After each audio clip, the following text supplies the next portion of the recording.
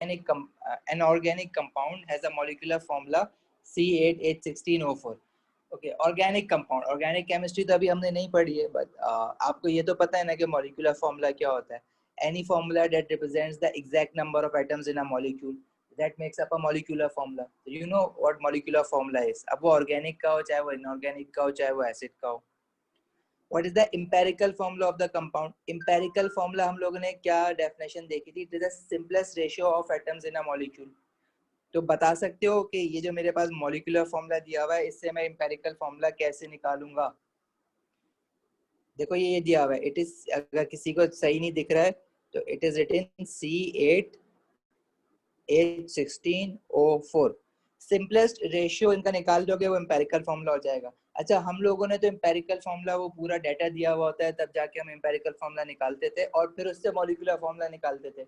ये आपसे छोटा और उल्टा काम करवा रहा है कि मॉलिक्यूलर फॉर्मूला से एम्पेरिकल फॉर्मूला कैसे निकालो. अगर याद हो तो एम्पेरिकल फॉर्मूला को हमने क्या किया था? एक नंबर से मल्टीप्लाई किया था. एम्पेरिकल फॉर्मूला में जितने भी एटम थे उसको n से मल्टीप्लाई करते थे तो वो मॉलिक्यूलर फॉर्मूला बन रहा था.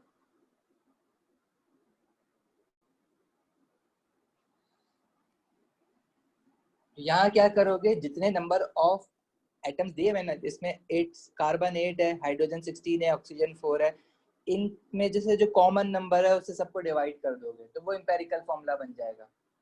ठीक है, एम्पेरिकल फॉर्मूला निकालना है मुर्तजा, हमें मास नहीं निकालना है. तो अब क्या करोगे? ये जो आपको दिया हुआ है C8H16O4, इसमें से 8 16 4 में से कॉमन नंबर क्या? मैथ्स तो तुम लोगों की मुझसे ज्यादा अच्छी है, तो आप क्या करोगे? 4 से डिवाइड कर दो सबको. 4 कॉमन है ना, 4 की टेबल में सारे आते हैं, 16 भी आता है, 8 भी आता है, तो क्या बन जाएगा? C2H4O. तो this becomes it's empirical formula. Simple, ये करना था बस. बी इतने अच्छा है उमैर, तुमने इतनी सारी बार बी क्यों बोल दिया?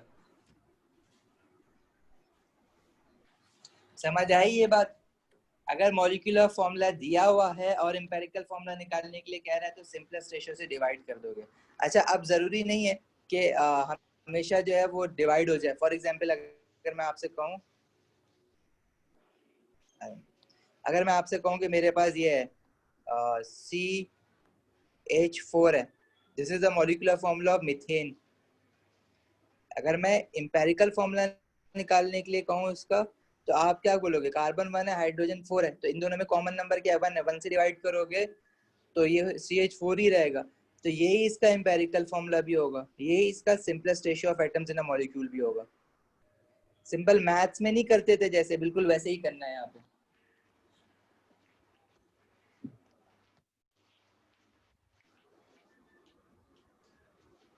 सही है.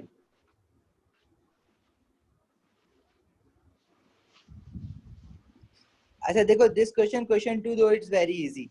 अच्छा, इसके अंदर वैसे जब फॉर्मूला मेकिंग पढ़ी थी हम, वो उससे भी देख के कर सकते हैं. वैसे एसिड एंड बेसिस पढ़ोगे तो क्वेश्चन 2 तो कर ही लोगे. क्वेश्चन 2 को गलत करने के चांसेस बनते नहीं है.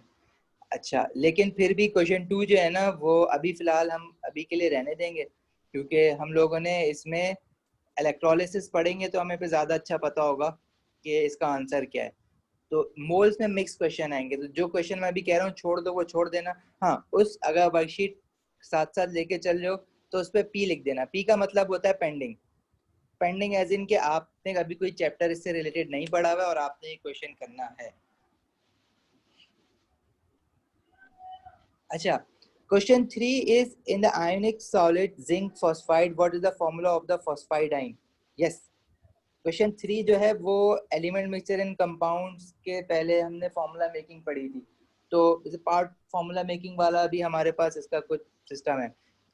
तो ये वैसा आप लोगों ने पहले भी करे हैं इस तरह के क्वेश्चन मेरे साथ. तो मुझे इसका आंसर बताओगे? Zn3P2, इसमें फॉस्फाइडाइन, फॉस्फाइड देखो जब भी IDE लगता है ना, अगर मैं कहूँ कि मेरे पास फॉस्फाइड है, नाइट्राइड है, ऑक्साइड है, इसका क्या मतलब है कि डायरेक्ट पीरियोडिक टेबल में जो एलिमेंट दिया हुआ है ना, फॉस्फर का फॉस्फोरस, नाइट्राइड का नाइट्रोजन, ऑक्साइड का ऑक्सीजन, वो उठा लिया। ऑक्सीजन है हमारे पास कौन से ग्रुप का, ग्रुप 6 का, तो इस पे जो चार्ज आ जाएगा वो 6 का है, तो इसको 2 इलेक्ट्रॉन चाहिए तो चार्ज -2 आ जाएगा। नाइट्रोजन ग्रुप 5 का है तो इसको 3 इलेक्ट्रॉन चाहिए, -3 आ जाएगा। फॉस्फोरस अगेन इस ग्रुप 5 का है तो इस पे भी -3 चार्ज आ जाएगा। लेकिन वो जो बाकी हमारे पास दिए हुए थे ना, जैसे फॉस्फेट, नाइट्रेट, इसमें 80 था, तो ये हमारे पास वो बनते थे PO4 3 नेगेटिव, नाइट्रेट NO3 -1। ये मैंने कहा था कि ये आपको याद करने पड़ेंगे, ये आपको प्रोडक्ट टेबल से नहीं पता चल सकते। इसी तरह एक और था सल्फेट, अगर याद हो पुराना काम, तो ये हम लोगों ने कहा था कि ये हमें याद करने पड़ेंगे, ये प्रोडक्ट टेबल देख के हम डायरेक्टली नहीं बता सकते। लेकिन हाउएवर ओनली दोस एनाइन जिसके साथ IDE आता है, IDE का मतलब है कि वो प्रोडक्ट टेबल का सिंपल जो एलिमेंट है वो उठाना है और उसका आइन बनाना है।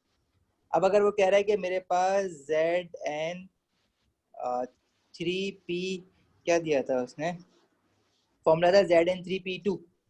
अच्छा जी, तो ZN3P2 में अगर वो इसकी ये पूछ लेता है आपसे ऑक्सीडेशन स्टेट क्या है, तो ये बहुत आसान है बताना। हम लोग फॉर्मूला मेकिंग में क्या कर रहे थे, Zn था, फॉस्फोरस था, अगर Zn2+ होगा, फॉस्फोरस फॉस्फाइड -3 होगा, तो इसका फॉर्मूला क्या बनेगा, इन दोनों में कॉमन नंबर क्या है, 2 और 3 में 1 है, तो 1 1 से डिवाइड करोगे तो ये यही चीज रह जाएगी, Zn+2, फॉस्फोरस फॉस्फाइड 3 नेगेटिव, और इसको फिर क्रॉस करके लिख दोगे तो Zn3P2, यही चीज बन रही है ना, like this.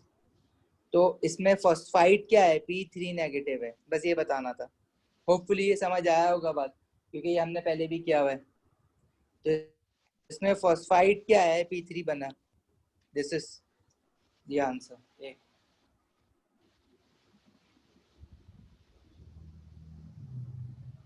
Question 5, Question 5 says, what is the percentage by mass of nitrogen in the fertilizer? Percentage by mass of any compound, वो हम लोग कैसे करते हैं, देखो मेरे पास जो फॉर्मूला है ना वो है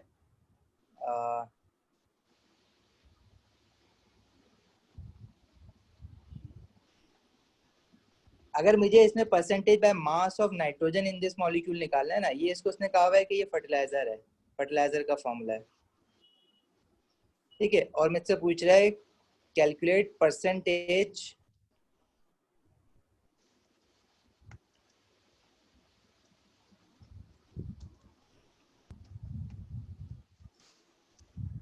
bye mass of nitrogen, nitrogen का भी कह सकता है, किसी और एलिमेंट का भी कह सकता है, इसमें हाइड्रोजन भी है, फास्फोरस भी है, ऑक्सीजन भी है, किसी का भी कह सकता है। Calculate percentage by mass of nitrogen in the fertiliser, तो वो कैसे निकालोगे आप इसका पूरा एक तो मॉलिक्यूलर मास निकाल लो, जो पूरा जो मॉलिक्यूल दिया हुआ है ना आपको फॉर्मूला, इसका मॉलिक्यूलर मास निकाल लो, इसमें से नाइट्रोजन का सिर्फ मास निकाल लो कि नाइट्रोजन कितने हैं। देखो पूरा मॉलिक्यूल नाइट्रोजन कितने हैं, नाइट्रोजन इसके 1 टू द 3, 3 एटम्स हैं तो 3, और एक नाइट्रोजन का मास कितना होता है 14, ये तो हो गया नाइट्रोजन का, डिवाइडेड बाय इसका पूरा का मॉलिक्यूलर मास। परसेंटेज ऐसी निकलती है ना कि नाइट्रोजन इतना पार्ट है, कितने में टोटल नीचे रख दिया, तो वो कैसे निकालोगे, 3 नाइट्रोजन है इंटू 14, हाइड्रोजन कितने हो जाएंगे, 3 4 12, 12 हाइड्रोजन है और एक हाइड्रोजन का मास 1 होता है। फॉस्फोरस, फॉस्फोरस एक है, एक फॉस्फोरस का मास कितना होता है 31, नहीं 31 होता है, चेक कर लेना जरा periodic टेबल में। और ऑक्सीजन कितने हैं 4, और एक ऑक्सीजन का मास 16 होता है। इस तरह से आपके पास परसेंटेज आएगी, ठीक है। इसमें होपफुली इजी चीज है, अगर किसी को कोई प्रॉब्लम है तो पूछ लो, इसको हम रिवाइज कर लेते हैं, रिकॉल कर लेते हैं दोबारा से। अभी क्लियर है सबको,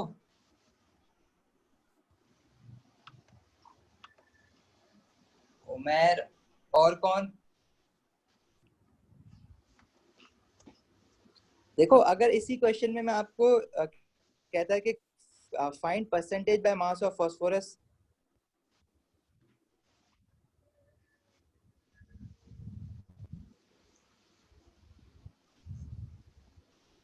तो आप क्या करते करते, आप फास्फोरस का मास ऊपर रखते डिवाइडेड बाय पूरे मॉलिक्यूल का मास नीचे रख देते। अब इसमें कितने फास्फोरस एटम्स हैं? एक फास्फोरस एटम है ना, यहाँ पे देखो वन वन, और एक फास्फोरस एटम का एटॉमिक मास है 31 डिवाइडेड बाय टोटल मॉलिक्यूल का मास क्या होगा? अगेन इसका पूरा मॉलिक्यूलर मास जो आप ये वाला उठा के ऐसे नीचे रख दोगे तो वैल्यू निकाल लो, और इनकी तो इसको मल्टीप्लाई बाय 100 करोगे तो परसेंटेज आ जाएगी। देखो अगर फॉर एग्जांपल मैं आपसे पूछूं सिंपल कि 10 मार्क्स का टेस्ट था, आपके 6 मार्क्स हैं, तो आपकी परसेंटेज क्या है? आप बोलोगे 6 डिवाइड बाय 10, है ना? 6 डिवाइडेड बाय 10 मल्टीप्लाई बाय 100, ये आपकी परसेंटेज हो जाएगी 60%। इसी तरह इस पूरे मॉलिक्यूल में से मैं सिर्फ ये पूछूं नाइट्रोजन कितने परसेंट है, तो सिर्फ नाइट्रोजन का मास डिवाइड बाय पूरे मॉलिक्यूल का मास। सही है, तो ये निकाल लो, चेक कर लेना इसके आंसर। हाँ जी, आ जाओ। अब थोड़ा सा मोलर कैलकुलेशन को टच करते हैं। देखो हमें वो जो मोल्स की लाइन थी ना, जो मैंने शुरू शुरू में कहा था कि याद करो उसको किसी तरह से, वो क्या थी कि 1 mole of anything, 1 mole of an, if it is an atom or yeah, if it's a molecule, so 1 mole of an atom is equals to atomic mass, 1 mole of a molecule is equals to its molecular mass। सही है। अच्छा, 1 मोल में 6.02 exponent 23 particles होंगे। अगर atoms की बात कर रहे हो तो वह इतने एटम्स हो जाएंगे, अगर मॉलिक्यूल्स की बात कर रहे हो तो इतने मॉलिक्यूल्स हो जाएंगे। If you are talking about ions then it means 1 mole have will have 6.02 exponent 23 ions, and 1 mole of any gas will occupy a volume of 24 decimeter cube, ठीक है, only for gases, और centimetre cube में 24,000 हो जाता है eight RTP, scissor RTP. तो मैंने कहा था कि ये लाइन तो आपने याद करनी है, इसमें साथ में आगे कुछ और भी चीजें थी, अगर वो एसटीपी पे है तो 22.4 डेसीमीटर क्यूब हो जाता है, ठीक है। अब वो क्वेश्चन आपसे पूछ रहा है कि what is the mass of 1 mole of carbon 12, तो 1 मोल ऑफ कार्बन का मास कितना होगा? Equals to its atomic mass, right. 1 mole of carbon 12 मतलब कार्बन के एटम की बात कर रहे हैं ना, तो 1 मोल ऑफ कार्बन की अगर मैं बात करूंगा तो देखो 1 मोल जो है हमेशा किसी भी एटम के एटॉमिक मास के बराबर होता है, ठीक है। 1 मोल किसी भी एटम के एटॉमिक मास के बराबर होता है, तो कार्बन का एटॉमिक मास है पीरियोडिक टेबल से देखो वो है 12, ठीक है, 12 ग्राम। ग्राम क्यों कहते हैं? क्योंकि ये एक एटम ऑफ, अच्छा this is not the mass of one atom of carbon, अगर भूल गए हो तो रिकॉल कर लो, ये सिर्फ एक एटम ऑफ कार्बन का मास नहीं है, बल्कि it is the mass of 1 mole of atoms which are 6.02 exponent 23 atoms of carbon. So this is not one atom of carbon. This is the combined mass of 6.02 exponent 23 carbon atoms. सही है, याद है ये चीजें? Still अगर किसी को कोई प्रॉब्लम, ओके आगे चलते हैं फिर।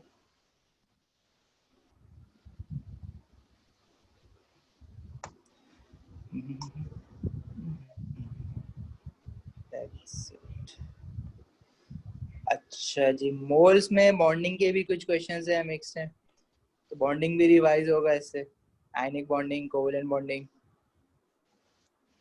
अच्छा जी, अच्छा देखो ये कितना सिंपल क्वेश्चन है, ये भी ऐसे भी आते हैं। व्हाट इज द क्वेश्चन 17 क्या कह रहा है? What is the relative molecular mass of copper sulphate 5H2? ये 5H2 है ना, इसको हम कहते हैं water of crystallisation. Copper sulphate जो है वो सिर्फ इतना था, लेकिन इस मॉलिक्यूल के साथ 5 मोल्स, इसका क्या मतलब होता है? 5 मोल्स ऑफ वाटर आके अटैच्ड हो गए, तो ये अब जो है वो पूरा का पूरा मॉलिक्यूल ये बन गया है। अब अगर मैं इसका मास निकालने के लिए कहूंगा तो इस पूरे मॉलिक्यूल का मॉलिक्यूलर मास निकालना होगा, और इसका मास कैसे निकालोगे? इसमें 5 मोल्स ऑफ वाटर भी ऐड करोगे, ठीक है। अगर मैं कहूँ कि मुझे इसका पूरा मॉलिक्यूलर मास निकालना है ना, तो it is copper sulphate 5H2O, ठीक है। कॉपर का होता है 64, सल्फर इज 32, ऑक्सीजन इज 16, और 4 एटम्स ऑफ ऑक्सीजन है। देखो कॉपर 1 था इसलिए मैंने किसी से मल्टीप्लाई नहीं किया, ठीक है। सल्फर 1 एटम था इसलिए वो 32 हो गया। ऑक्सीजन जो है वो 4 एटम्स है, तो 4 multiply by atomic mass of oxygen that is 16। अच्छा, वाटर इज 5 मॉलिक्यूल्स, 5 मॉलिक्यूल्स का क्या मतलब है कि अब मेरे एक वाटर का मॉलिक्यूलर मास निकालना है, मल्टीप्लाई बाय उसको 5 करना है। तो एक वाटर का कैसे निकालोगे? Hydrogen is 2 into 1 and oxygen is 16। सही है, तो ये हमारे पास जो वो आएगा वो मॉलिक्यूलर मास पूरा होगा। 64 कितना है? आज आंसर नहीं निकाल के बता रहा कोई, कहाँ गए वो अपना मिदत और सबिया, मुर्तजा? 250।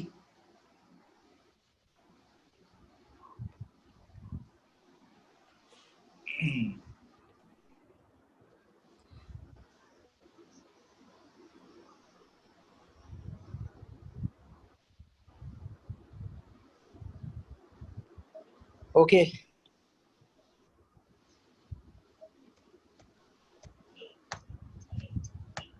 अच्छा क्वेश्चन 18 पढ़ो जरा।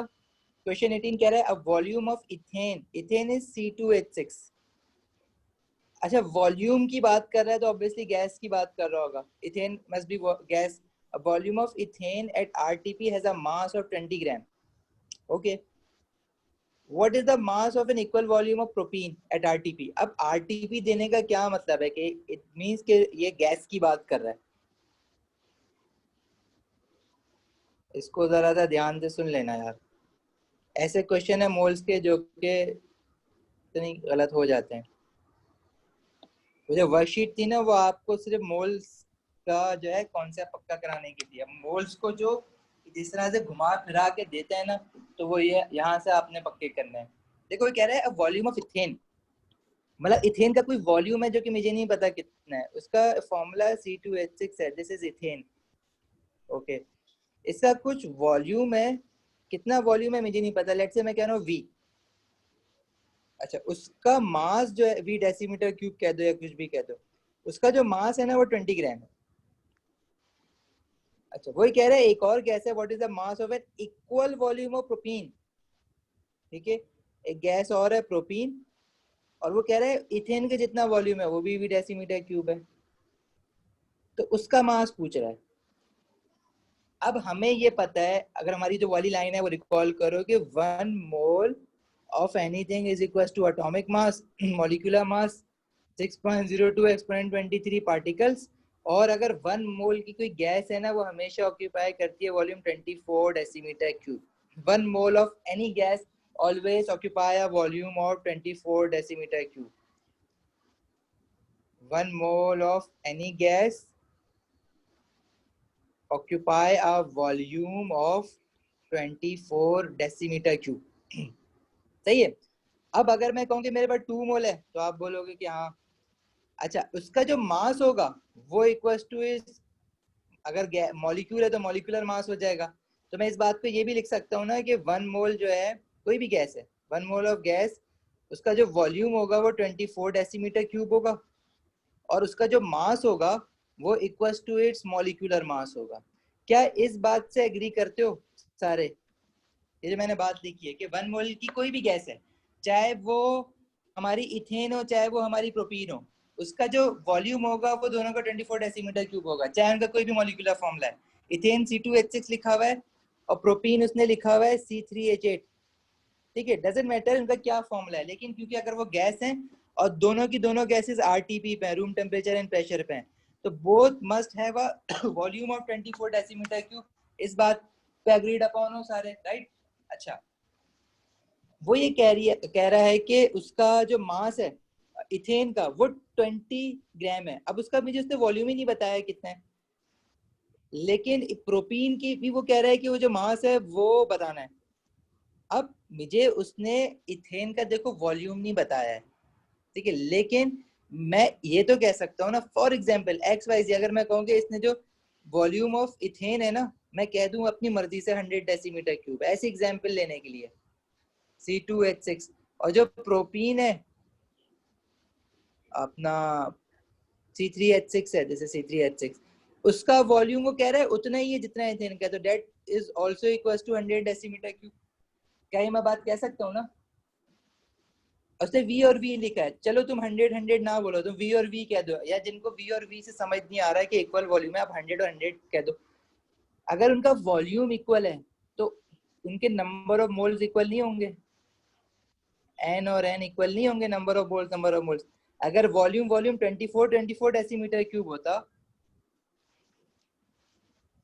तो दोनों के वॉल्यूम वॉल्यूम मोल्स और मोल 1 मोल होते, ठीक है, और उसका मास जो है उसके एमआर के बराबर हो जाता जैसे, और प्रोपीन का मास प्रोपीन के एमआर के बराबर हो जाता। लेकिन हम एमआर के बराबर इसलिए नहीं कहेंगे क्योंकि उसने ये तो नहीं कहा ना कि वॉल्यूम 24 डेसीमीटर क्यूब है, उसने ये कहा है कि वॉल्यूम इक्वल है। अब मुझे नहीं पता कि 24 है या 100 है, लेकिन मुझे एक बात जरूर पता है, अगर वॉल्यूम इक्वल है तो नंबर ऑफ मोल्स इक्वल है।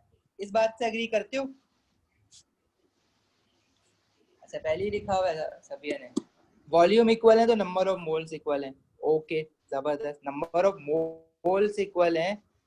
तो अब प्रोटीन का मास जरा कुछ बता सकता है आगे कैसे निकलेगा? मैं कह रहा हूं, देखो वॉल्यूम, पहले मैं इथेन के लिए बात कर रहा हूँ ना, this is ethane and this is propene. दोनों के वॉल्यूम वी है, दोनों के नंबर ऑफ मोल्स एन है। इसका मास 20 ग्राम है, मुझे इसका मास निकालना है। तो पहले मैं, आप बता रहा है कोई? अच्छा, पहले इथेन के मोल्स निकाल लोगे, अच्छी बात है, इथेन के मोल्स निकाल लोगे, और उतने ही मोल्स फिर आप कहोगे कि प्रोपेन के भी हैं, है ना? और प्रोपीन के 1 मोल का मास जो होता है वो प्रोपीन के मॉलिक्यूलर मास के बराबर होगा। तो जो n नंबर ऑफ मोल्स हैं उसके कितने मास होगा? इस बात से एग्री कर रहे हो कि जैसे इसने हुनैन ने बोला कि पहले इथेन के मोल्स निकाल लो। अब मोल्स कैसे निकालोगे अच्छा इथेन के? Number of moles of ethane निकालोगे कैसे? देखो, इसका जो इथेन का जो मॉलिक्यूलर मास होगा वो 1 मोल के बराबर होगा। तो 20 ग्राम ऑफ इथेन का मास कितने के बराबर होगा? ये अगर मैं बात कहूँ कि for ethane 1 mole of ethane जो है 1 मोल ऑफ C2H6, उसका मास जो है उसके मॉलिक्यूलर मास के बराबर है। हर किसी मॉलिक्यूल का 1 मोल का मास उसके मॉलिक्यूलर मास के बराबर होता है। सही है, ऐसे भी निकाल सकते हो। और 20 ग्राम का में नंबर ऑफ मोल्स कितने होंगे, ठीक है। और इसके अलावा मैंने तुम लोगों को सिंपल एक फॉर्मूला भी बोला था कि number of moles mass over MR करके निकाल लो, ये वही चीज बन जाती है। तो इथेन के नंबर ऑफ मोल्स निकाल लो, या आप चाहते तो वॉल्यूम भी निकाल सकते थे, लेकिन नंबर ऑफ मोल्स से अगर समझ आ गया तो नंबर ऑफ मोल्स निकाल लो। तो इथेन के नंबर ऑफ मोल्स निकालने के लिए बस आपको क्या करना पड़ेगा, इथेन का मॉलिक्यूलर मास निकालना पड़ेगा। और इथेन का मॉलिक्यूलर मास कैसे निकालोगे? एन निकालना है, मास इसका दिया हुआ है आपको 20।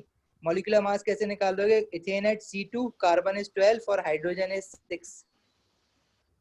तो you will get the number of moles of ethane which are, when you are saying 0.66 mole, 0.66 moles आए, ठीक है। 0.66 मोल्स अगर इथेन के आए तो हमने क्या स्टैब्लिश किया है कि प्रोपीन के भी इतने ही होंगे ना, 0.66 मोल्स। तो अब दूसरा काम जो है वो आप प्रोपीन के लिए कर लो। प्रोपीन का एमआर भी निकाल सकते हो, C3H6, मॉलिक्यूलर मास इसका भी निकाल सकते हो। इसका मास निकालना है तो इसमें भी ये फॉर्मूला लगा दो, number of moles mass over MR. तो नंबर ऑफ मोल्स उतने ही है जितने इथेन के हैं, तो यहाँ पे एन की जगह 0.66 रख दोगे। मास आपने निकालना है, एमआर जो है वो आप निकाल लो। कार्बन इसमें कितने हैं? 3 है, 3 into 12, हाइड्रोजन है 6, 6 into 1, will get the mass. बिल्कुल रेशियो मेथड से भी हो सकता है, ये फॉर्मूला है ना नंबर ऑफ मोल्स। देखो Umer, number of moles is equals to mass upon MR, ये रेशियो मेथड भी था। ये जो मैंने ब्लू में हाईलाइट किया ना, यही तो था। 1 मोल अगर एमआर के इक्वल है तो 20 ग्राम जो है वो कितने नंबर ऑफ मोल्स के इक्वल होगा, उसको मैंने एन कह दिया लेट से, तो वही बन गया ना, 20 into 1 is equal to n into m r, and n is equal to 20 divided by m r. हमने यही तो किया, 20 डिवाइडेड बाय, नीचे क्या है, एम आर ही तो है इसका। अच्छा, अब मुझे शाबाश वो जल्दी जल्दी बताओ। एक तो मिदत को आंसर्स की पड़ी रहती है। मिदत, आंसर इज सी, 28 ग्राम्स। क्या आ रहा है आपका?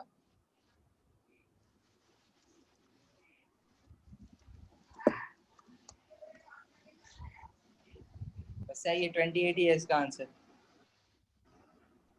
सी।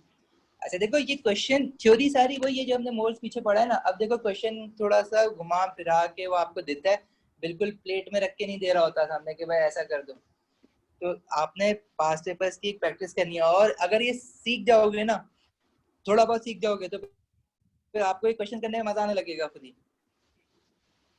अच्छा, और माइंड में एक बात ये भी रखनी है। अच्छा देखो एक तो अच्छी बात पता है क्या है, आप अगर आप ये लोग ये देखो तो ये क्वेश्चन आपका क्या कहते हैं नवंबर 14 में भी आया है, और फिर नवंबर 3 का क्या मतलब है 2003 में भी आया था, और यही क्वेश्चन उठा के उसने दोबारा, उसने इतनी भी मेहनत नहीं की कि मैं वैल्यूज चेंज कर दूं, वो उठा के उसने दोबारा 2014 में भी दे दिया। तो इट मीन्स कि अगर आप ये जो पास्ट पेपर दिए मैं ये सारे करके जाते हो ना, तो अराउंड 15 क्वेश्चंस तो ऐसे होते हैं जो कि 2003 से आपने अगर करे में 19 तक, तो 15 क्वेश्चन तो ऐसे ही रिपीटेड होते हैं। ठीक है। अच्छा जी, अब जैसे क्वेश्चन 19 है, क्वेश्चन 19 लिख लो, ये होमवर्क करना है। अब वो कह रहा है greatest percentage by mass of nitrogen, आपने सबका अलग अलग percentage of mass by nitrogen निकालना है। जैसे आपने भी हमने पहले एक का निकाला था ना, इसमें आपका सबका निकालना है। अब आप बोलोगे यार सबका निकालना है, पागल है क्या, एक मार्क के लिए इतना करेंगे। मॉलिक्यूलर मास दिए हुए हैं इसमें, मॉलिक्यूलर मास निकालने में तो सारा टाइम लग रहा था। बस आपने क्या करना है, नाइट्रोजन देखना है कितने हैं। यहाँ पे नाइट्रोजन है 2, तो 2 multiply by 14 divided by m r 132, आ गया इसका परसेंटेज। अब दूसरे वाले का कैसे निकालोगे, दूसरे वाले में नाइट्रोजन कितने, उसमें भी 2 है, तो again 2 into 14 divided bye 132 multiply by 100। तो जिसमें आपके पास सबसे ज्यादा आ रहा है वो आपका आंसर होगा। दैट्स इट, सिंपल है। अच्छा, ख्याल ये रखना है, देखो इसकी प्रैक्टिस आपने इस तरह से करनी है कि ऐसा नहीं है कि मोल्स का क्वेश्चन है तो आपने बस करे जाओ करे जाओ। एमसीक्यू में रूल ऑफ थंब ये होता है कि अगर एक एमसीक्यू है तो उस पर आपने किसी 1 मिनट से ज्यादा नहीं जाना। रूल ऑफ थंब ये है कि अप्रोक्स 1 मिनट आपने उस पर स्पेंड करना है। कुछ एमसीक्यूज ऐसे होते हैं जो कि आप कुछ सेकंड्स में कर लेते हो, 15 सेकंड्स में आपके एमसीक्यू हो जाता है, तो बाकी के 45 सेकंड वैसे वाले एमसीक्यूज पे लग रहे होंगे जहाँ पे टाइम ज्यादा लगता है, जहाँ पे कैलकुलेशन आ जाती है। जैसे फॉर एग्जाम्पल ये अभी हमने पीछे वाला क्वेश्चन किया ना, अब ये आपका 1 मिनट से ज्यादा ले लेगा। अब ये तो मैं समझाने के लिए सारी वर्किंग कर रहा था ना कि भाई ये देखो ये होता है। अब देखो मैंने यहाँ पे कितनी फजूल चीजें लिखी हैं मेरी ब्रेनस्टॉर्मिंग के लिए, क्वेश्चन करने के लिए। अगर मेरा मोल्स पक्का है तो सिर्फ ये लाइन काफी थी, और फिर मुझे ये करना था और ये करना था, और ये भी मैं डायरेक्ट कैलकुलेटर में करूंगा, ये भी डायरेक्ट कैलकुलेटर में करूंगा। तो अगर आपको ये पता है, या आपको अगर क्लिक कर जाता है फौरन, तो आप शायद 30 सेकंड्स लगाओ इस एमसीक्यू पे। ठीक है, ये बाकी चीजें तो सिर्फ हमारी वो क्लास डिस्कशन था। तो वैसे इस क्वेश्चन पे अगर आप 1 मिनट में तो कर ही लोगे, लेकिन ऐसे क्वेश्चन पे अगर 1.5 मिनट भी लग जाता है तो एक्सेप्टेबल है, क्योंकि कुछ क्वेश्चन सिंपल स्ट्रेट फॉरवर्ड होते हैं जो 10 सेकंड में 5 सेकंड में आप कर देते हो, तो उनका टाइम यहाँ यूटिलाइज कर रहे होगे। अब देखो जैसे ये आ गया, what is the empirical formula of a compound, question 20 की बात कर रहा हूँ।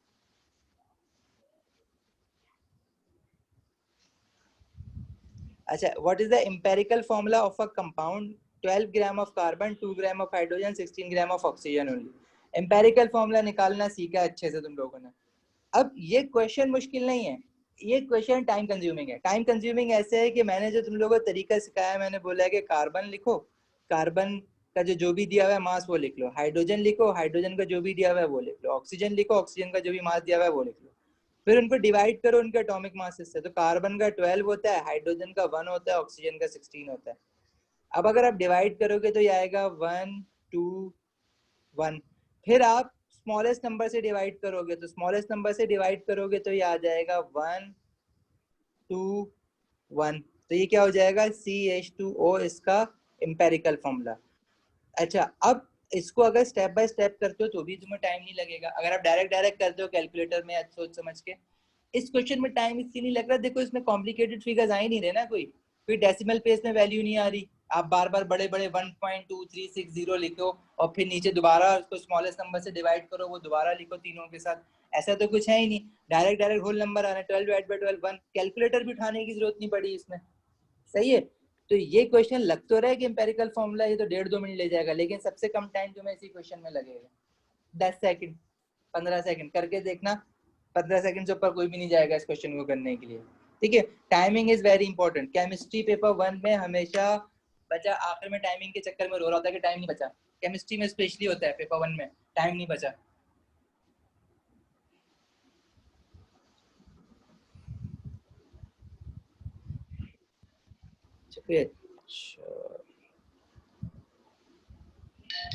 क्वेश्चन 24, क्वेश्चन 24 देखो।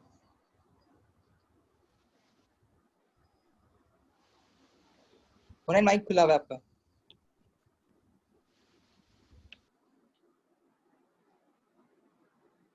अच्छा, क्वेश्चन 24 कह रहा है the relative atomic mass of chlorine is 35.5। वाह, ये तो हमें भी पता है,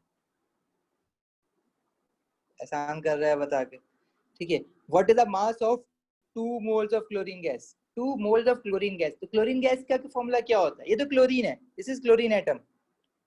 पीरियोडिक टेबल से देखो तो दिस इज क्लोरीन एटम। ठीक है, क्लोरीन गैस का फॉर्मूला होता है Cl2, this is chlorine gas. तो ये चीज आपको पता होनी चाहिए कि क्लोरीन गैस का मतलब Cl नहीं है, क्लोरीन गैस का मतलब है Cl2। और इसका 1 मोल का मास जो होगा, 1 मोल का मास इसका किसके बराबर होगा? अगर मैं कहूँ कि मेरे पास 1 मोल ऑफ Cl2 गैस है, तो इसका 1 मोल का मास इसके मॉलिक्यूलर मास के बराबर होगा, क्योंकि ये मॉलिक्यूल है ना, एटम तो नहीं है। सिर्फ Cl होता तो एटम होता, तो इसके 1 मोल का मास इसके मॉलिक्यूलर मास के बराबर होगा। तो इसके 2 मोल्स का मास कितने के बराबर होगा? 2 मल्टीप्लाई बाय मॉलिक्यूलर मास। अच्छा, अब इसका मॉलिक्यूलर मास कितना है? इसका मॉलिक्यूलर मास, इसका एटॉमिक मास क्लोरीन का 35.5 होता है। तो क्लोरीन गैस का जो मॉलिक्यूलर मास है ना, वो कितना है? 2 into 35.5 which is 71 grams. This is the molecular mass of chlorine gas. 1 mole of chlorine gas का मॉलिक्यूलर मास है 71 ग्राम्स। तो 2 मोल ऑफ क्लोरीन गैस का मॉलिक्यूलर मास किसके बराबर होगा? मल्टीप्लाई बाय 2 कर दोगे उसको, राइट? 2 into 71। समझ आई? This is 142। अब इसमें आधे से ज्यादा लोग 71 करके आते हैं, वो इसलिए क्योंकि वो सिर्फ क्लोरीन गैस का एमआर निकाल लेते हैं, और 2 उनका जो सबकॉन्शियस माइंड है ना, वो बोलता है 2, वो ये रहा 2, हो गया काम, 2 को हमने कंसीडर कर तो लिया। ठीक है, दोबारा हो हुनैन, दोबारा समझाओ।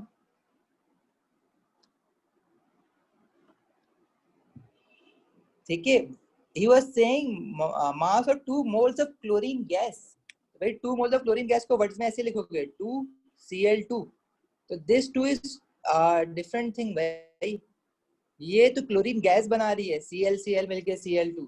तो क्लोरीन गैस का जो सिर्फ एमआर है ना, डेट इज 71 ग्राम। अब 2 मोल है, 1 मोल का एमआर बराबर होगा 71 ग्राम। 2 मोल का 2 into 71 ग्राम, और 71 ग्राम कैसे आया? 2 into 35.5। बताओ प्रॉब्लम है अगर इसमें किसी में?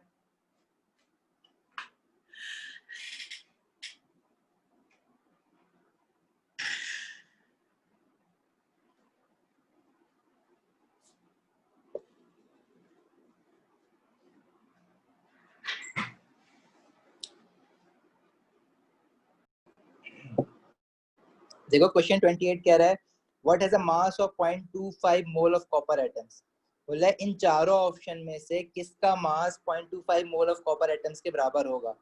तो पहले तो आपको 0.25 मोल ऑफ कॉपर एटम्स का मास पता होना चाहिए ना। कॉपर का अगर 1 मोल होता तो उसका मास कॉपर के एटॉमिक मास के बराबर होगा। तो 0.25 मोल ऑफ कॉपर का मास कितने के बराबर होगा? ठीक है, इसको ऐसे भी कर सकते हो और क्रॉस मल्टीप्लाई करके। मेरे लिए तो सबसे अच्छा ही होता है कि मैं क्रॉस मल्टीप्लाई कर दूं, लेकिन अगर आप ये लगा लो n is equal to mass divided by atomic mass number of moles वाला, तो 0.25 का मास मोल 0.25 मोल ऑफ कॉपर का मास कितना होगा? एटॉमिक मास कॉपर होता है 64। ठीक है,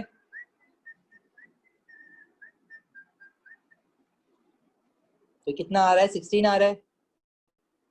तो दिस मास इज 16 ग्राम्स। अब इन ऑप्शन में से आपने सबके मास निकालना है, जिसका मास 16 ग्राम आ रहा है वो आपका आंसर हो जाएगा। ठीक है, तो अच्छा, अब ये बड़ा आसान है निकालना, यही फॉर्मूला यूज कर लो। 0.5 mole of oxygen molecule, but you have to make sure कि आप फॉर्मूला सही लिखो।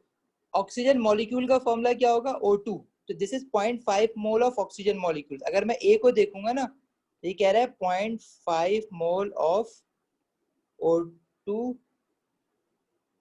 मॉलिक्यूल्स। तो इसका अगर आपने क्या निकाल के देखना है, मास। तो आप मास कैसे निकालोगे, नंबर ऑफ मोल्स मास। अब O2 जो है वो एटम नहीं रहा है, वो MR हो गया है, इसका मॉलिक्यूलर मास निकलेगा। और O2 का मॉलिक्यूलर मास कैसे निकालोगे, 2 × 16, दो ऑक्सीजन के एटम्स हैं, 0.5 मास डिवाइडेड बाय 2 × 16। सही है। इसी तरह sulphur dioxide is SO2, 1.5 mole of water, water is H2O। अच्छा, 2 मोल of oxygen atom is just O। कह दिया ना ऑक्सीजन एटम, तो ये सिर्फ O होगा। बस ये इस चीज का ख्याल रखना है। 28A is the answer. ठीक है। अब अगर कोई है जिसको नहीं समझ आया